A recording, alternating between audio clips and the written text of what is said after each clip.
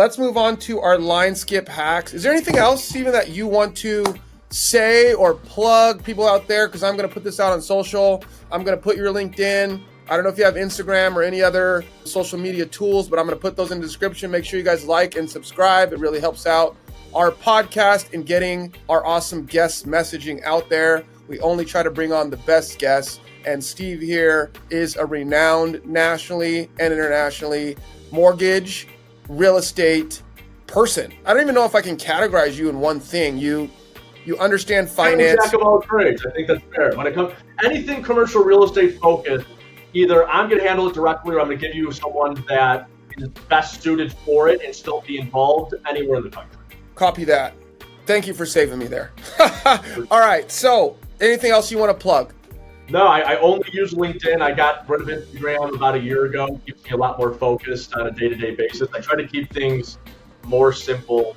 Yeah, so I did not have the Instagram. I've recently started to use it. I am seeing some traction. What I've discovered with the Instagram, and this is just for me, and whoever's out there listening can agree or disagree, I really feel like when you turn the corner in your mind that it is a marketing tool and it's not for entertainment, when that clicks, it can be very helpful. But if you find yourself scrolling on that thing, going down rabbit holes you shouldn't be going down, then that's when it becomes detrimental and the time spent. When you look at the thing just as a tool, I'm going to do this, and this, do that, let it go. I'm seeing some traction. I actually went on a job walk today from someone that was an organic lead from Instagram that could potentially be a, $2 million contract. So that's what I'll say about that. But I will post Steve's LinkedIn profile in the description. And then we're going to move to the segment called Line Skip Hacks. So this, again, is basically, folks, the purpose of this podcast, Steven, I'm a Section 8 welfare kid.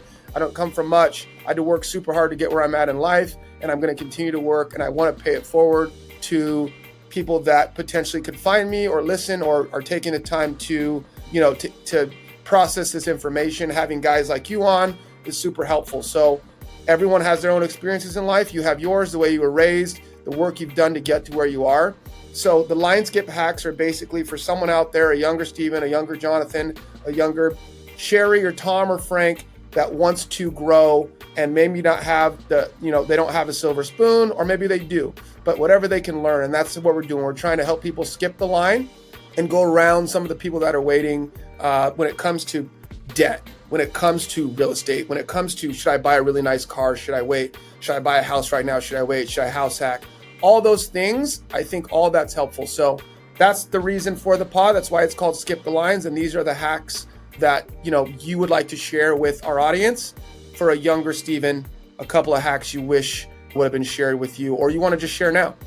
I think I've always been ultra conservative when it comes to wealth creation and just earning money. I've seen a lot of people, especially in the brokerage side of the business, when you earn a commission, there's no taxes that are taken out. I've seen plenty of guys just go and burn that entire commission check on whatever it may be and get themselves into a situation in tax time where they just don't have the resources to pay the tax bill. And then I can only imagine everything else that falls underneath that. I think living below your means is probably the most important thing you can do. I'm not a big proponent of taking on debt.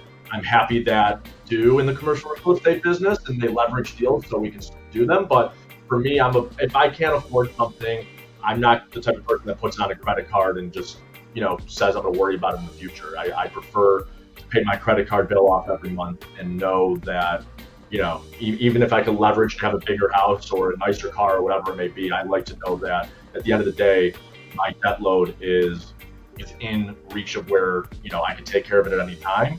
And I think it makes you a more productive person on a day-to-day basis where you can be really focused on what is important versus, the material goods that people tend to buy and get themselves ahead on just for the sake of keeping up. Okay, now let's talk about that. So debt, if I'm hearing you correctly, you are living below your means. Yep. You'll probably let your money work for you. Now, you as an investor, are you buying real estate assets yourself? Are you mostly, operating in the stock market? Are you diversified across a bunch of different platforms in your portfolio? Because as you continue to accumulate wealth, Steve, you obviously are placing that money. And if you continue to live, below your means, and that will compound and compound and compound. Is there a place where, I guess it's a two-part question, you as an investor, and then secondly, is there a place where you're going to be like, okay, I'm good, we can go buy this boat, or you just have no desire to just buy that thing, or, you know, that house in, you know, in Monaco or whatever it is, that watch? I'm curious about that. So I'll take the first part of the question in terms of where I focus on from an investment standpoint. 90% of my investable wealth is in the stock market. I don't buy any individual equities. I basically buy very low cost index funds, primarily through Vanguard. The other 10%, I would say, is mixed in various private equity deals, some real estate, some alternatives such as Bitcoin, etc. And then I also keep, you know, a decent amount on hand in cash as well. Do you manage your own investment, Steven, or do you utilize a financial advisor? I use a hybrid model through Vanguard specifically, where I pay for an advisor at a very discounted rate.